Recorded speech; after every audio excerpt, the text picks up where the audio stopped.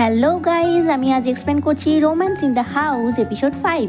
এপিসোডের শুরুতে পাস্টের দৃশ্য দেখানো হয়, যেখানে মুজিন ও গিউম তাদের বিয়ের ফটো তুলছিল। গিউম বারবার জিজ্ঞাসা করে মুজিনকে, আমায় কিছু বলবে না, আমায় কিছু বলবে না।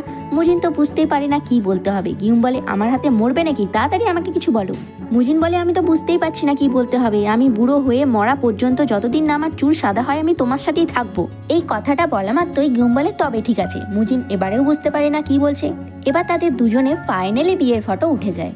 জিয়ং তার ফ্রেন্ডের সাথে থাকলে সে বলে, ডেট করছিস না কেন? জিয়ং বলে, আমার ভাগ্যে স্কামব্যাক ছাড়া কোনো ছেলেই লেখা নেই। ফ্রেন্ড বলে, থাইল্যান্ডে তাকে আর দেখিসনি, যে তোর জীবন বরবাদ করে দিয়েছিল। এটা শুনে জিয়ং যেন একটু কিছু চিন্তায় পড়ে যায়। এবার সেই রাস্তা দিয়ে হেঁটে আসলে মুজিনকে দেখতে পায়। সে বারবার তাকে ডাকলে প্রথমে মুজিন শোনে না, তারপর জোরে চিৎকার করলে মুজিন তার দিকে ঘুরে তাকায়। জিয়ং মুজিনকে তার অ্যাপার্টমেন্টে নিয়ে এসে তাকে কিছু টাকা দিয়ে বলে, 4 বছরের ইনভেস্টমেন্ট সহ সমস্ত টাকা এখানে আছে। মুজিন বলে, আমি তো চাই না। জিয়ং বলে, কি হয়েছিল? প্রথমবার যখন থাইল্যান্ডে দেখা হয়েছিল, কোরিয়াতে কিছু করে সেখানে গিয়েছিলে। আমাদের আলাদা হওয়ার সময় তো সব টাকা আমাকে দিয়ে দিয়েছিলে। মুজিন বলে, আমি তো তোমাকে কিছু জিজ্ঞাসা করিনি। এটা বলে সে চলে যাবে। জিয়ং বলে, বাচ্চাটাকে আমি হারিয়ে ফেলেছিলাম। এটা শুনে মুজিন চলে যায়। মিরে দেখে তার আনা ওয়াশিং মেশিনটা তার মা ফেরত দিয়ে দিয়েছে। সে বলে, টাকা কামাচ্ছি খরচ করার জন্যই। তার মায়ের ওপর রাগারাগি করলে গিউম তার গাল টিপে বলে, আই গো, আমার মেয়ে টেনশনে কত বুড়ি হয়ে গেছে। ও মা, দেখ দেখ, তোর গালে এখনই ঝুড়ি নেমে গেছে। মিরে বলে, ছাড়ো ছাড়ো। আর ব্যাগটার কি করলে? গিউম বলে, তোর আনা জিনিস আর তোর বাবার আনা জিনিস দুটোই ফেরত দিয়ে দিয়েছি। এটা বললে মিরে একটু খুশি হয়। মিরে যেতে থাকলে গিউম বলে, এত চিন্তা করা বন্ধ কর। আমি তোর মা, আমার সমস্যা আমি ঠিক মিটিয়ে নেব। আর তোর বাবার সাথে চাইল্ডিশ গেম খেলা বন্ধ কর। এটা শুনে মিরে মুখ ফুলিয়ে বলে, হ্যাঁ হ্যাঁ ঠিক আছে, আমি তো বাচ্চাই, আমি তো চাইল্ডিশই গেম খেলি সবসময়। আমি এখন যাচ্ছি কাজে। প্রতিদিনকার মতো পিয়ং লিফটের কাছে মিরের জন্য ওয়েট করছিল। মিরে লিফটের মধ্যে এলে পিয়ং তাকে জিজ্ঞাসা করে, ঠান্ডা লাগেনি তো? মিরে বলে, না না, এখন ঠিক আছে।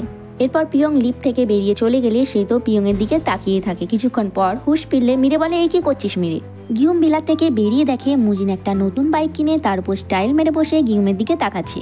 গিউম তার কাছে এসে বলে, এত টাকা বাজে খরচা করা একমাত্র মুজিনই পারে। মুজিন বলে, সেকেন্ড হ্যান্ড কিনেছি, আমার জন্য চিন্তা হচ্ছে বুঝি? চিন্তা করো না, তোমায় বিধবা করবো না। চেঁচিয়ে গিউম বলে, পাগল লোক কোথাকার। এটা বলে সে চলে যাবে। মুজিন চেঁচিয়ে বলে, আমার সাথে কখন খাবার খাবে? গিউম বলে, আজই চলো। মুজিন তো খুশি হয়ে থাকে, 5 স্টার হোটেলে নিয়ে যায় সবচেয়ে দামি দামি খাবার খাওয়াতে। গিউম বলে, তোমার টাকার সবাই অ্যাডভান্টেজ নিচ্ছে, তুমি বুঝতে পারছো না? এভাবে চলতে থাকলে তো তুমি পথের ভিখারি হয়ে যাবে। মুজিন বলে, তুমি আমায় আশ্রয় দিয়ে দেবে? গিউম বলে, আমি কেন? মুজিন বলে, কেন আবার? আমার জীবনে গিউম ছাড়া যে অন্য যে আর কোনো মহিলা নেই। গিউম বলে, আমার ছেড়ে অন্য কাউকে ডেট করা শুরু করো, নতুন করে ফ্যামিলি স্টার্ট করো। আমাদের আগেই সবকিছু শেষ হয়ে গেছে। মুজিন বলে, কেন? শেষ হলে তো আবার সবকিছু নতুন করে শুরু করাও যায়। গিউম বলে, না, আমরা করব না। আমাদের ডাইভোর্সের পর আমাদের আর কিছুই শুরু হবে না। তোমার জন্য এই কদিন মিরে খুবই কঠিন সময়ের মধ্যে দিয়ে যাচ্ছে। তুমি তো জানো আমরা তো মা বাবা, এটা আমরা ভুলে গেলে চলবে না। তুমি আর আমি আর একসাথে হব না। আমাদের 3 জনের ফ্যামিলিতে তোমার জন্য আর কোনো জায়গা নেই। মুজিনের চোখে জল আসে। মুজিন বলে, শেষে এটাই বলতে হলো? এত সুন্দর সেজে এসে আমাকে রিজেক্ট করলে, নিষ্ঠুর মহিলা কোথাকার। এটা বলে সে তাড়াতাড়ি তত্তরিয়ে চলে যায়। গিউম বলে, আই গো, এখনই নিজেকে কলেজে পড়ে ভাবছে নাকি? টলতে টলতে ভিলার দিকে এসে মুজিন দেখে মিরে সিঁড়িতে উঠে সিসিটিভি ক্যামেরা লাগাচ্ছে। মিরে উঠে গিয়ে পড়ে যাবে, মুজিন তাকে পেছন থেকে এসে ধরে নেয়। মিরে মানা করলেও তার থেকে সে সিঁড়িটা জোর করে কেড়ে নিয়ে নেয়। এদিকে গিওল ভেবে ভেবে অস্থির হয়ে যায়। না জানি গিওল মুজিনকে কি না কি বলেছে। সে কেবল মুজিনের ব্যাংকের পাসবুকটাই দেখে। ছুটির দিনে মিরে শুয়ে থাকলে গিউম তাকে জোর করে বিছানা থেকে তুলে পিকনিকে নিয়ে যায়। মা মেয়ে একসাথে বসে সময় কাটায়, কফি খায়, শান্তি করে বসে নেচারের মজা নেয়। মিরে বলে, মা, আমার জন্যই বাবার সাথে তুমি ডাইভোর্স নিয়েছিলে বলো? আমি জোর করেছিলাম, তাই জন্যই। গিউম কিছুক্ষণ চুপ করে থেকে বলে, এমনটা নয়, তোদের জন্যই তো এত বছর কষ্ট করে সম্পর্ক ধরে রেখেছিলাম। তখন যদি ডাইভোর্স না দিতাম তোর বাবাকে কখনোই সেন্সে ফেরাতে পারতাম না। আমরা যেভাবে এখন নর্মাল জীবন কাটাতে পারতাম না। এবার তারা আকাশের নিচে শুয়ে রেস্ট করে। গিউম তার মেয়ের হাতে শুয়ে বলে, এবার মুজিন ভালো করলো, মহিলার সাথে থাকলেই ভালো হয়।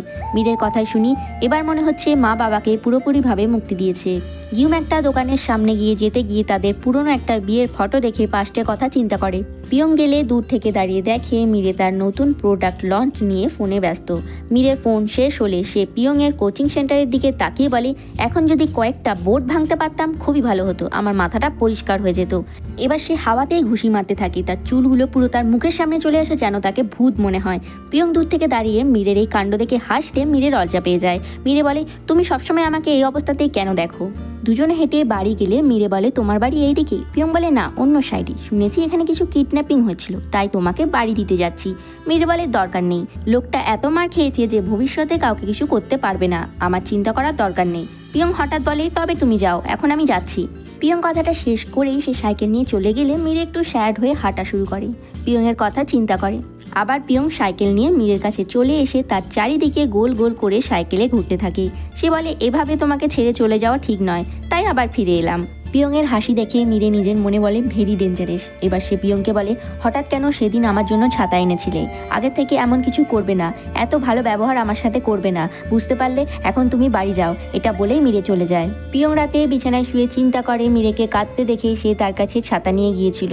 তার কোচিং সেন্টারের উপর থেকে মীরেকে আসতে দেখে মীরের কাছে দৌড়ে গিয়েছিল। মীরেকে দেখলেই তার কাছে সে যেতে চায়, তাকে দেখলেই তার মুখে একটা স্মাইল চলে আসে। সে বলে, এটা খুবই কনফিউজিং।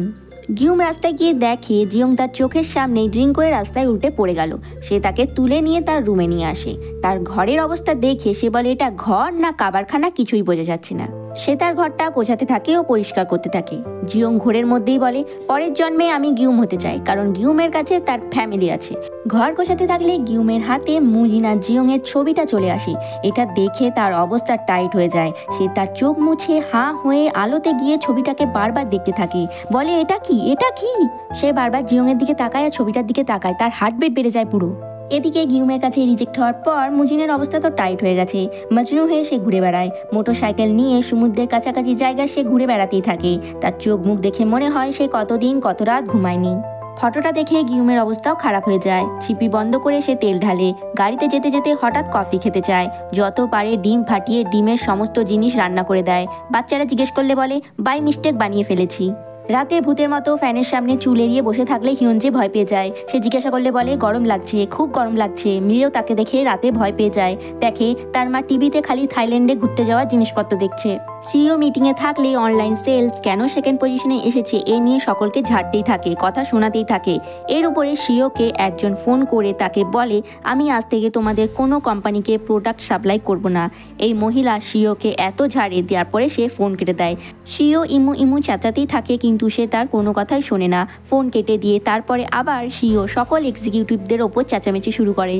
মীরে মলে থাকলে তার বস তার কাছে দৌড়ে এসে বলে, মীরে কেন ফোন তুলছো না? ওখানে বস সিওর উপর চেঁচিয়েছে, সিও আমাদের উপর চেঁচাচ্ছে, তুমি যাও ওখানে, নাহলে কেউ সামলাতে পারবে না। এটা শুনে মীরে দৌড়ে গিয়ে গাড়িতে গিয়ে বসে। পিয়ংও তার কাছে এসে বলে, আমি ওখানের ইমু মানে আন্টিকে চিনি, আমি তোমাকে হেল্প করতে পারি। এবার দুজনেই তারা বেরিয়ে পড়ে। গিউমের মাথা তো এমনিতেই খারাপ ছিল ফটোটা দেখে, তার উপরে সে ফটোটা দেখে পাস্টের কথা চিন্তা করে। সে আর জিয়ং একই দিনে ফ্যামিলি ভিলাতে ভাড়া নিয়ে এসেছিল। গিউম বারবার কথা বলতে চাইলেও জিয়ং তাকে একটু এড়িয়েই চলছিল। গিউম সেদিন জিয়ংকে দেখে বুঝে গিয়েছিল সে প্রেগনেন্ট ছিল। আর একদিন মীরে ও গিউম রাস্তা দিয়ে হেঁটে গেলে সে দেখে সে খুবই ড্রিঙ্ক করেছে, আর কয়েকদিন ধরে সে এইভাবেই ড্রিঙ্ক করছে। পরদিন সকালে গিয়ে গিউম তার সাথে কথা বলতে চাইলে সে কথা বলতে চায় না।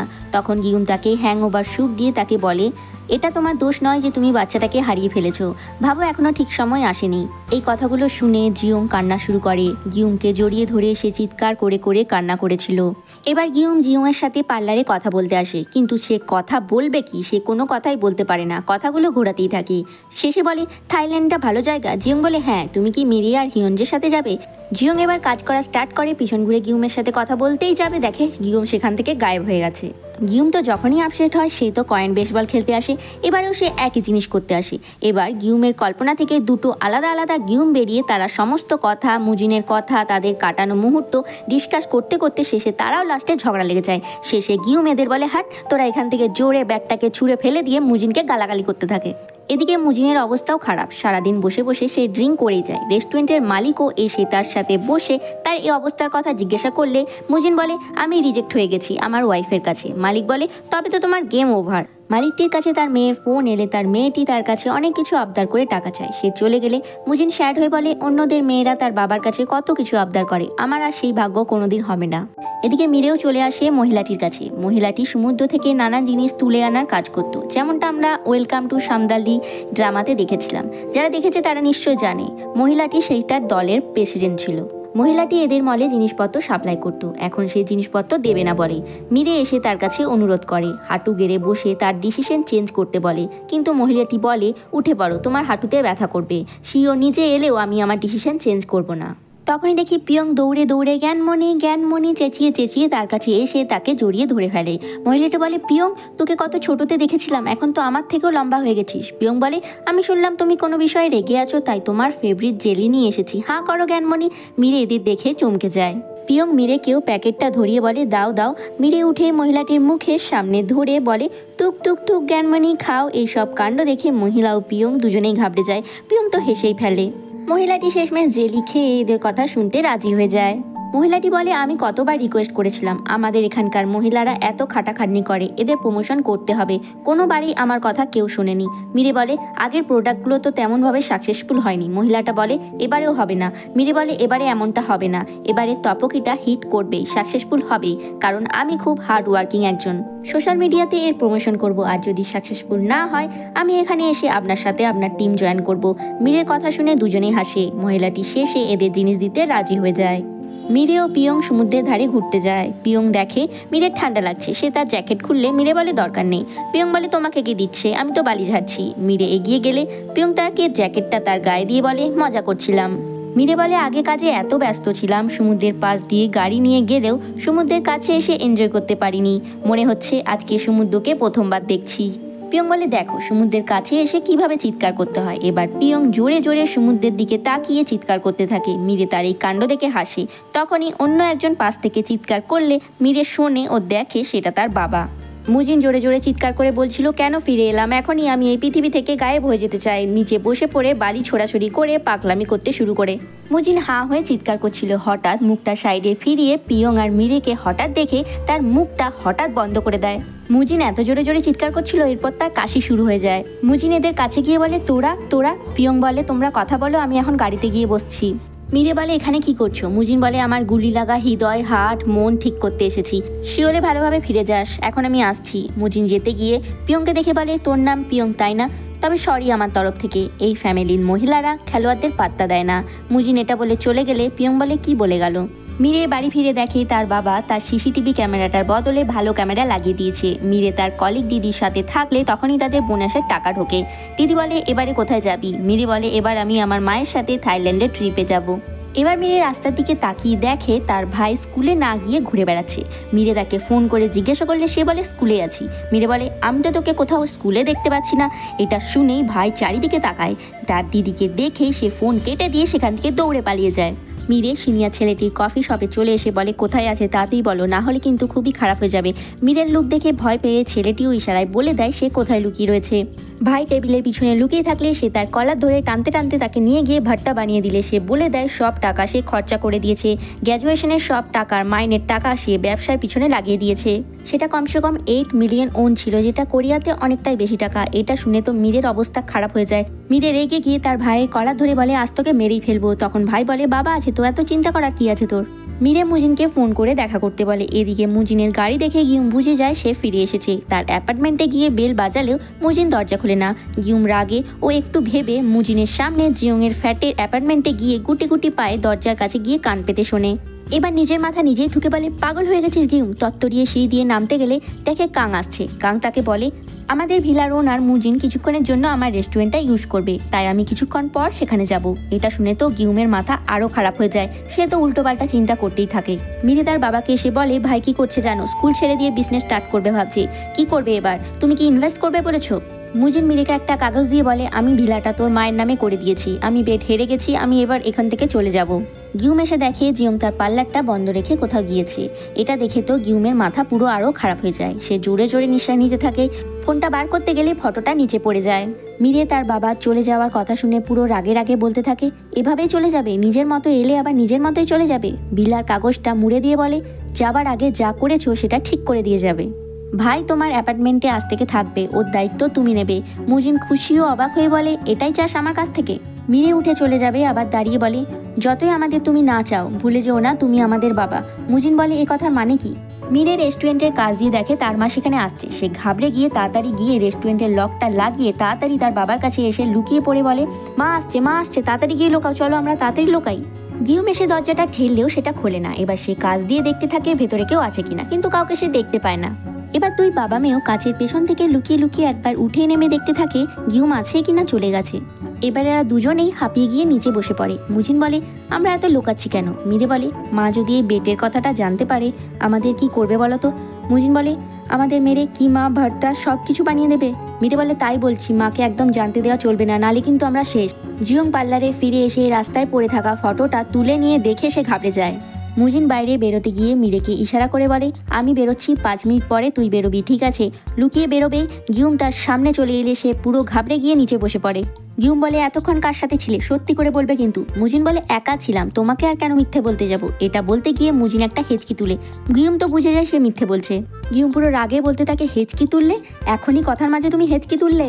গিউম পুরো দৌড়ে গিয়ে বলে, আজকে ভিতরে কে আছে আমি দেখবই, আমি আজকে দেখেই ছাড়বো। মুজিন তাকে কাঁধে তুলে নিয়ে দৌড়ে অন্য জায়গায় দিয়ে তাকে থামায়। মুজিন বলে, এমন পাগলামি করছো কেন? গিউম বলে, তুমি থাইল্যান্ডে কি করেছো? হঠাৎ করে আবার কান্না শুরু করে দেয়। আবার বলে, ওই স্কামব্যাগটা জিয়ংকে আবার কেঁদে কেঁদে বলে, মুজিন তুমি তো। মুজিন বলে, গিউম তুমি জেলেস হচ্ছ? গিউম চেঁচিয়ে বলে, তাড়াতাড়ি বলো, আমার প্রশ্নের তাড়াতাড়ি উত্তর দাও। সে বলে, দেবো না, তোমার প্রশ্নের উত্তর আমি দেব না। এটা বলে মুজিন হেসে হেসে সিঁড়ি দিয়ে স্টাইল মেরে মেরে নামতে থাকে। গিউম দৌড়ে রাগে একটা ডিম নিয়ে এসে মুজিনের মাথায় ফাটিয়ে দেয়। এই এপিসোডে এই পার্টটা আমার বেস্ট লেগেছে। হাসতে হাসতে আমার পেটে ব্যথা হয়ে গেছে। প্লিজ কমেন্ট করে বলবে কার কার হাসি পেয়েছে। এবার দুজনেই একে অপরের দিকে রাগে রাগে তাকায়। আর এখানেই 5th এপিসোড শেষ হয়ে যায়। মুজিন আর জিয়ং এর সম্পর্ক কি এটা জানার জন্য 6th এপিসোডের জন্য স্টে কানেক্টেড।